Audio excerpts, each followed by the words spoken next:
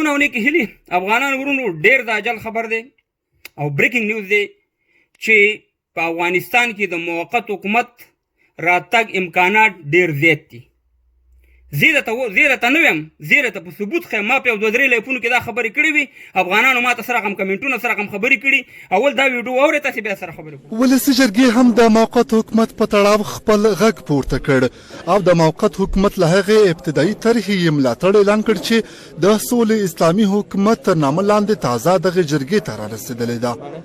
د ولسي جرګې رئیس وایي د سولې اسلامي حکومت تر نامه لاندې د موقت حکومت له ابتدايي طرحې چې دوی ته رارسېدلې او د نظام او ملي شورا د حفظ او بقا خبره پکې مطرح شوې ده ملاتړ اعلانوي. رحماني وایي دا طرحه ځینې ستونزې هم لري چې دوی به یې په اړه غور وکړي. طرحی را که گفته می شد گویا امریکایی ها و طالبان پیشنهاد کرده برای آوردن حکومت صلح یا موقت و در آن طرح که به دسترس ما رسیده است از اینکه به خاطر بقای نظام کنونی کشور و شورای ملی در آن طرح آمده استقبال می نماییم. لیکن در طرح پیشنهاد شده مشکلات زیادی دیده می شود. واورید افغانان ورونو، دا د رحماني صاحب خبرې دي چې وایي چې موږ ته د موقت حکومت خط په لاس باندې راغلی دی. زه یو خبره کوم چې ما اشرف غني صاحب ته بد رد ووایي، ما یې رحماني صاحب ته ووایي، ما یې وروره طالبان ستانکزي صاحب ته ملا برادر ته قسم دی چې دا بې ځای دي دا خبرې. و افغانان ورونو، د امریکې کې خط لیکل کېږي، 3 فوټو کاپي کېږي، یو قطر ته 1 فوټو کاپي راځي خبر، یو اشرف غني صاحب حکومت ته ورکوي، یو چې دی یو اسلام آباد ته لیږل کېږي.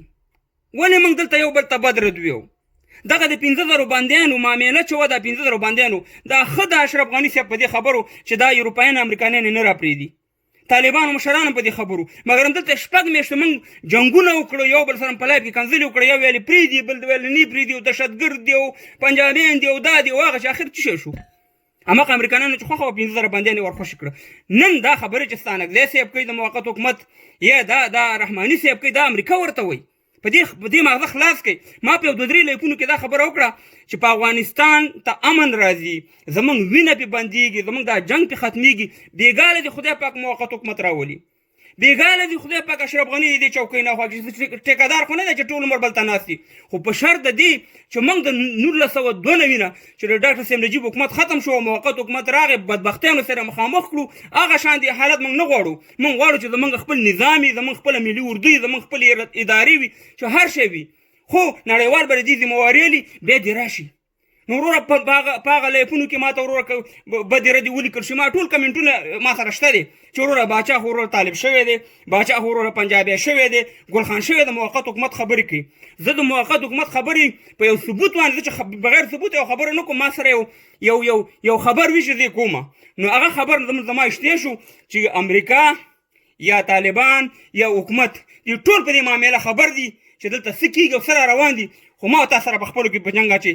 خدای دې وکړي چې زما افغانستان ته روغ او سوله راشي.